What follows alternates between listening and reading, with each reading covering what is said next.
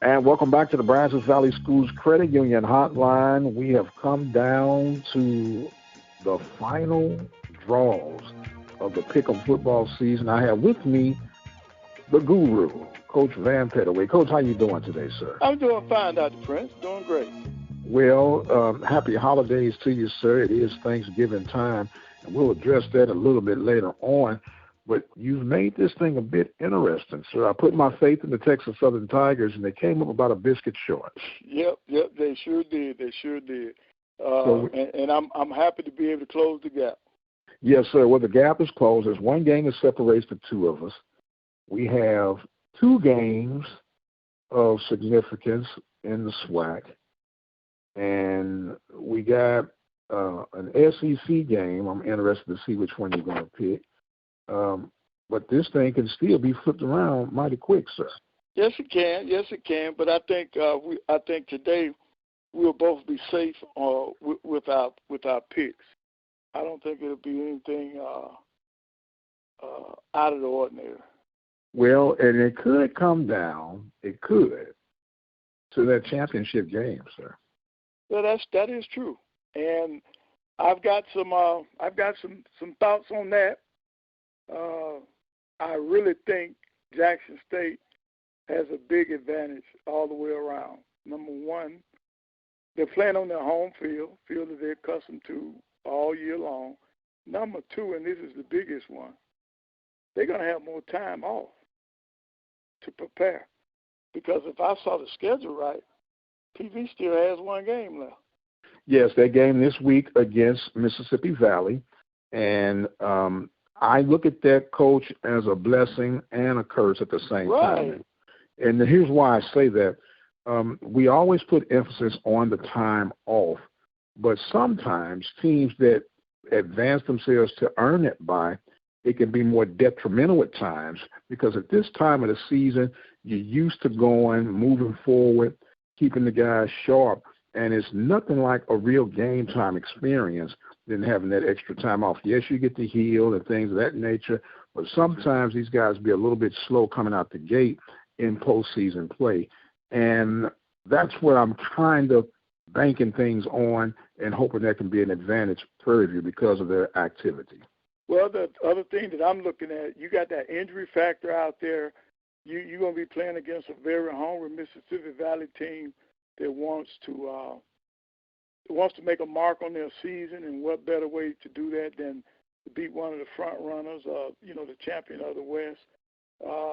And those kids are going to play hard. And yes, sir. Prairie View hasn't, there's that possibility that they could get someone injured that they're going to need in the championship game. And then when you start talking about injuries at this time of the year, the rest is the best thing for it, to get players back, to allow players to become more healthy when you got a 2-week break versus a 1 week. No, and there's no argument at all about that. And in that same breath, now if we were talking about 30-year-olds compared to 19, 24-year-olds, it would be a stronger argument, at least from my vantage point. But what I'm thinking, the adrenaline factor and just the activity part of it. Now, no disrespect, and we probably kind of jumping into our picks, I believe that Prairie has enough talent where they could play the top-tier players for at least a half, if not a little bit of a third quarter, to try to get those degrees of separation. And win, lose, or draw, you pull those guys out to start getting them ready for their championship game. Yeah, that's true. That better be the mindset. Yes, sir. And with that being said, so I guess we might well lay these picks out for the week. Okay. First up, you got this Thursday, tomorrow, Turkey Day, the Turkey Day Classic. Tuskegee and Alabama State rivals 30 miles apart. Big day. It is a huge day, and this has been one of those games, and even though news has been indicating that Tuskegee is looking for a new athletic director, and head football coach Slater have been carrying both caps for a long time. Not sure what that means underneath the scene, but interesting that they would note that out at this state. Alabama State under the interim coach, did get a win at Texas Southern, not at Texas Southern, but against Texas Southern. Mm-hmm. And this game has always been a tough game to pick, Coach, but I'm going to go with Alabama State on this one. Well, I agree. I think Alabama State playing at home, they'll be ready for Turkey Day. Coach is trying to show the administration that they don't have to look any further for a head coach. I mean, I know they are going to look beyond him, but this is another opportunity for him to showcase his talent. So I think Alabama State will win this one. Okay. So we're in agreement on that one. Right. And then next up, we got Mississippi Valley coming out to Texas to play your beloved Panthers. And my beloved Panthers should take care of business, sir. Even though I'm not liking that we backed into the championship per se, which is why I think that this Panthers will make it a point to be on all cylinders, getting ready for that Jackson State championship game. Right. I just hope they're not looking ahead, but I've got PB also winning this one. Yes, sir. And then up next, we got the Bayou Classic, Southern and Grambling down in New Orleans. Well, Coach, both teams are a distant memory of themselves. And I'm still trying to get over the fact that Fobbs has actually been given his pink slip. I couldn't get over that one. And I think that Southern has enough in the tank, talent-wise, to pull this one out for the Bayou Classic. And I agree with you. I think Southern is playing the best football down the stretch, and I'm going with the Jaguars also. Yes, sir. So that's going to lead us to an SEC game just to break a tie. Just to break a tie, and I'm interested to see who you're picking this week, sir. We're going to go with this Arkansas versus Missouri game. Oh, why did I know you was going to do that? Oh, I knew you was going to do that one to me, Coach. And, wow. Now, you know I'm a Missouri native, and, yep. And I think you tried to sabotage me right about that. Arkansas ranked 25th in the nation, playing some very good ball this year. Missouri with an unexpected win over Florida. They have qualified for bowl competition. They win this game, they'll be 7-5. And if they lose, they'll be 6-6. And I'm still saying that Missouri, as much as I love M-I-Z-Z-O-U, they're not an SEC program. They're really not. And I believe the fact that Arkansas is at home, they should take care of my Tigers. Well, no, it's on a neutral site. Well, they're still at home because the way they're playing, they're ranked 25th in the nation. Arkansas is going to win this one, sir. Okay. Well, I feel the same way. I picked Arkansas to win this game for the mere fact that it's a neutral site game, but it's still in the state of Arkansas. Right. That's one reason why I said it's a home game either. Yeah. Mm-hmm. Neutral site, my foot. Them guys. But I would love to see Missouri get the win to go 7-5. But I'm a realist too, Coach, and I got a lead to try to maintain too. And I got that was a move on you, Coach. Boy, you pulled one out the hat on me, man. But you know what? Now here's the second one. Now I'm gonna do the Donald Trump on you if I lose. Now we're gonna have to go back. We're gonna have to recount. We're gonna have to recount. Okay. Well, we have all of it recorded in data proof, so we'll oblige you on that one, sir. And look, we'll do it one time, and after that one time, that's it. We won't hear no more about that one. Oh no, I know, but I'm just saying we won't go back and do none of that gerrymandering and trying to get things done. So we'll make sure that it's done and pull this thing out. And so then after that, Coach, we'll have the SWAC championship, right, and the Celebration Bowl. Correct.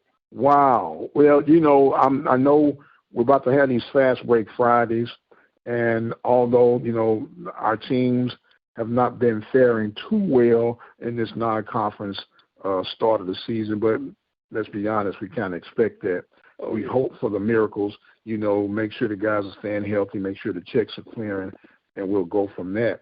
But with everything that's coming toward this time of year, Coach, I want to take the time to ask you, what is it that you're thankful about? I know you got a lot to be thankful for, but what's the one thing in particular that makes you truly thankful?